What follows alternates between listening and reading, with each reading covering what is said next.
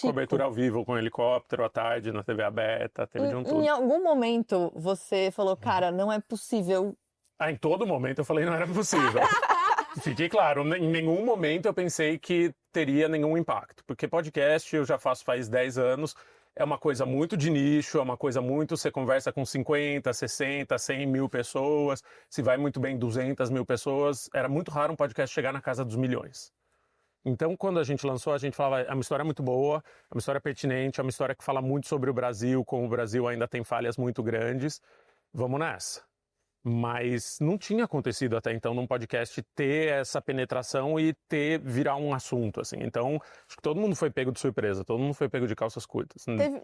Teve um pouco do pós-pandemia, no 2022, Sim. de as pessoas começarem a ouvir mais podcast na pandemia e criar esse hábito. Mas o que eu achei interessante é que virou um fenômeno, mas era uma história muito pesada. Sim. E aí, ela não começa pesada, né? É isso, você começa com mistério, né? Você começa com a curiosidade. E isso, claro que é um mérito muito grande também de quem construiu a história, mas é aquela coisa, você tá se interessando, você tá criando uma ideia na sua cabeça e aí vai para um lugar muito pesado. Muito... E aí, ao mesmo tempo que as pessoas estão fazendo dancinha no TikTok, você fala, cara... Sim. O que aconteceu ali? Pra onde foi a história? Existiu esse conflito na cabeça de vocês dois também agora nesse momento? E aí, Chico, também com podcast, vai. Quando a gente foi roteirizar a série, isso entrou muito em discussão, assim, tanto na sala de roteiro quanto com a direção, com a produção, enfim, com o Prime Video, que era essa questão de ter várias camadas de público, assim, teve gente que ficou só na espuma, né, que a gente fala que é essa repercussão da mídia, da invasão da casa e tal, teve gente que se ligou porque a Luísa Mel foi lá e invadiu, teve gente que tem gente ainda que acha, depois de tudo, que ela é uma mulher abandonada numa casa caindo aos pedaços, tadinha, assim, da Margarida, né, e aí a gente foi levando mais a fundo pra mostrar, gente, peraí, o podcast conta um crime.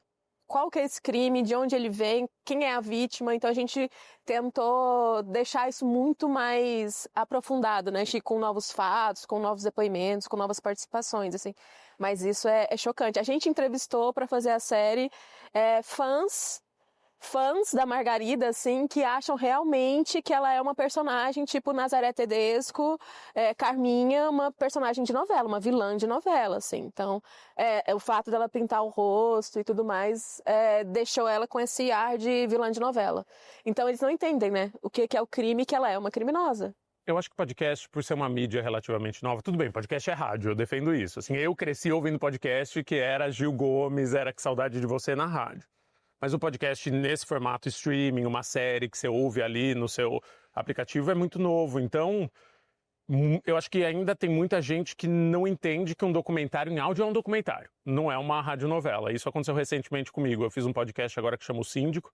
Terminou poucos meses atrás.